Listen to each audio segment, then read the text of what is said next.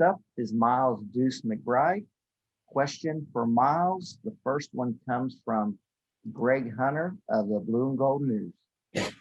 So Deuce, we're hearing good things and bad things about the bubble in Indianapolis. What's your experience so far? Has it been good, bad, food awful, pretty decent? What are your thoughts? Honestly, I'm just happy to be here. Obviously, not being able to play in a tournament last year, I think that hurt everybody being involved. And, the people here are doing a really great job. I'm sure it's tough to get, 68 times, probably a traveling party of 30, all that, take care of, facilities and things. So I'm just happy to be here, and they're doing a really great job.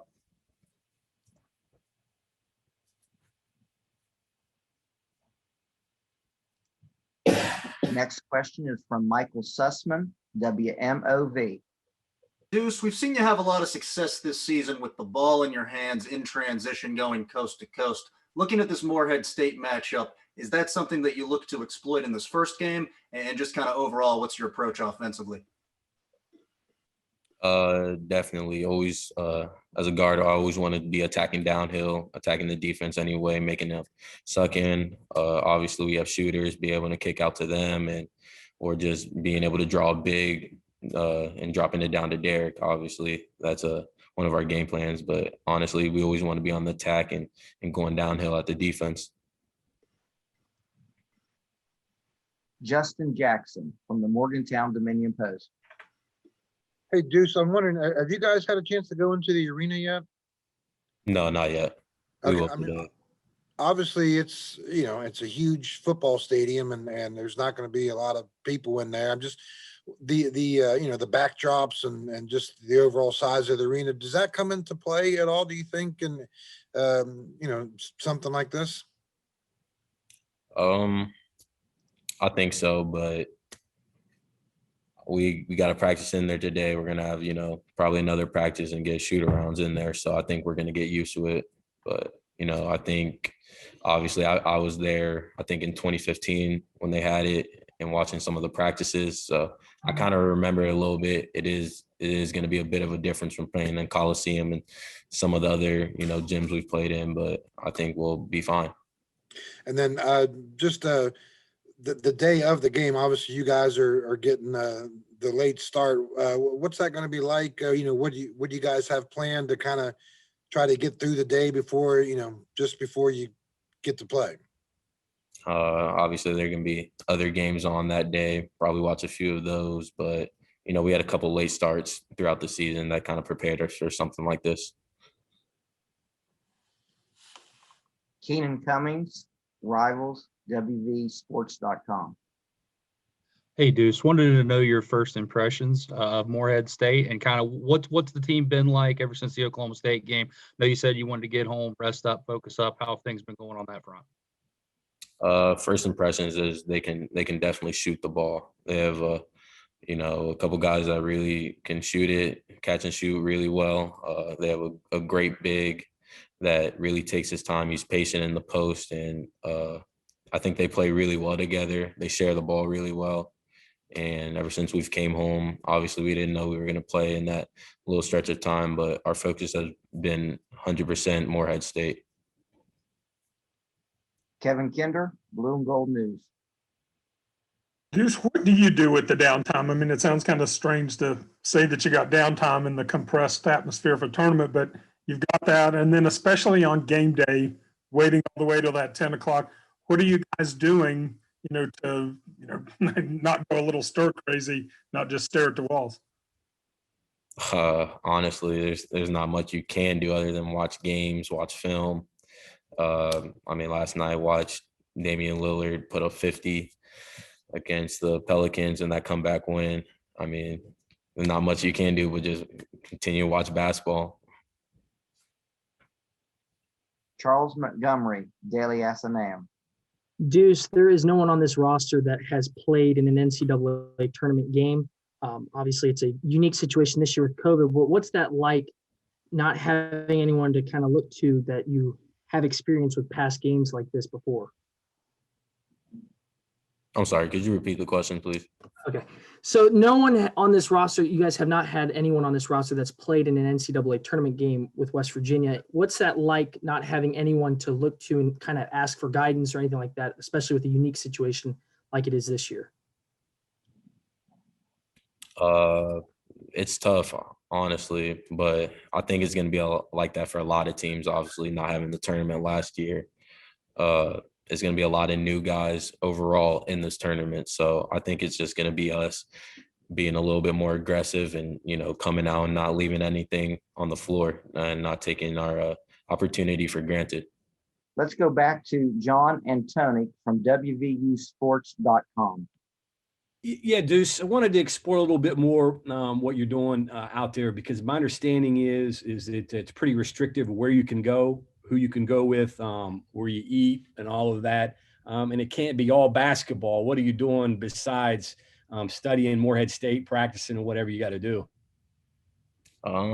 Honestly, we just got our full clearance, I think, this morning, where we could start kind of leaving our floor and really leaving our room. We couldn't leave our rooms for the first day and a half, basically, because we didn't have our test results back. So we practiced pretty late last night, which I think is kind of good because we're obviously going to play a late game, but I don't play video games. I got a book from here, the John Thompson book, start reading that. So honestly, it really is nothing but basketball for me. So other teammates probably got video games and other things they're kind of keeping up with, but study all, yeah. Academics for sure. Our next question is from Howard Fendrich. Howard, please state your affiliation. Hi, Howard Fendrich with the AP. Thanks for doing this.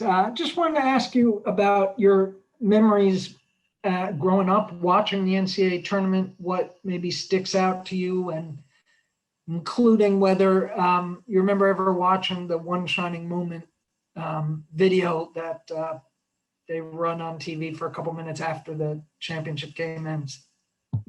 Yeah, obviously, growing up, it's been one of my biggest dreams to play in March Madness. Obviously, it's a little different this year, but nonetheless, I'm still happy to be here. One of the main games I think I remember is, how March Madness goes with Marcus Page hitting a big shot for North Carolina, and then Villanova coming down and Chris Jenkins hits the big shot. So obviously there's always been, big upsets, big shots by big time players, and this is where they all come and, really get rolling. So it's exciting being here.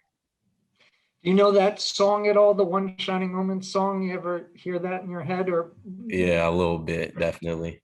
Watching those videos, ever think to yourself, it would be kind of cool if I wind up with a little clip of myself in there at the end of the tournament? Yeah, I think, every kid in the backyard dreams of, that last shot at the buzzer, winning a championship game or going to the Final Four and things like that. And just hearing that song play over and over again in your head. Thank you. John Raby from the Associated Press. Deuce, been many challenges this season. How is this team able to adapt after Oscar's departure to get to the NCAA tournament? Honestly, I got to give it to our coaches. It kind of all hit us as a little bit of surprise, but our coaches are, well seasoned. They always have a plan for honestly anything. And we knew as players, if we listened to them, it was going to go in our favor. So we just trusted the process. Did you feel like you had to do anything or change anything? Or do you remember saying, I'm going to step up in this area in order to make up for his exit? We came together as a team and everybody knew they had to step up, from top to bottom. Guys understood that obviously he was a big part of the team, and him leaving, really freed up and had some opportunities for other guys to step in, like our redshirt freshman, Jalen Bridges. He's came in and done a lot for us. Jared Siri from the Daily Afternoon. Hey, Deuce, I wanted to give you a moment, some time for reflection. You began your college career last year as a freshman coming off the bench. Now you're arguably the focal point of this WVU team. What has your personal growth looked like to allow you personally to get to this point? Honestly, it's not surprising to me. You know, I've put in the work my whole life to get to this point. I've, you know, had a lot of days, you know, obviously with quarantine, just constantly working out with my brother, my dad, things like that. So to me, you know, it's not surprising, but I guess the outside looking in, it's probably a big time growth for that. Ethan Bach. Ethan, your affiliation today, please. I'm Ethan Bach from Blue Gold Sports Deuce. This is your first tournament appearance. Is it starting to set in for you? How excited are you? Just how have you been feeling since you got to Indianapolis? Just really excited. You know, I was talking with some of my teammates, and you know, it's really like one of the most, like, I guess the closest feeling I get to it is kind of like an elite AAU tournament, you know, where you got a bunch of big names, a bunch of guys that can really play. You know, we got the best teams, the best players in America all in one place. And I think, you know, it's unique with a tournament like this because, you know, we all are together in a sense. You know, you pass by a bunch of different teams at regular tournaments you wouldn't have a chance to even see. You just see them on TV and things like that. So I think it's a, you know, exciting feeling just to be in the presence of, you know, some of the best basketball players in America. Justin Jackson, Morgantown Dominion Post. Hey, Deuce, I think Sean McNeil may have played against some of these guys on Morehead in high school. I'm just kind of wondering, has he dropped any knowledge on the scouting report? And you know, has he talked about, you know, going up against some of these guys in the past? Just a little bit. I don't think he was that familiar with too many players, but, you know, any information he has, we're obviously going to use. Cody Nesper. Cody, your affiliation today, please. West Virginia Sports Now. Hey, Deuce, I'm just wondering, you know, being the last game on Friday, what are you guys going to do to not, you know, go stir crazy or, you know, crawl out of your skin or something, just waiting, watching everybody else play? I think it's, like I said before, we had a couple late games this season, and, you know, we're just going to do the same thing, you know, kind of take it slow, not, you know, think about the game, kind of stay focused that day. But overall, it's a long day, try to keep relaxed, stay off our feet, things like that. Our final question for Deuce that we have time for comes from Hayes Gardner. Now, Hayes, give us your affiliation, please. This is Hayes Gardner with the Louisville Courier-Journal.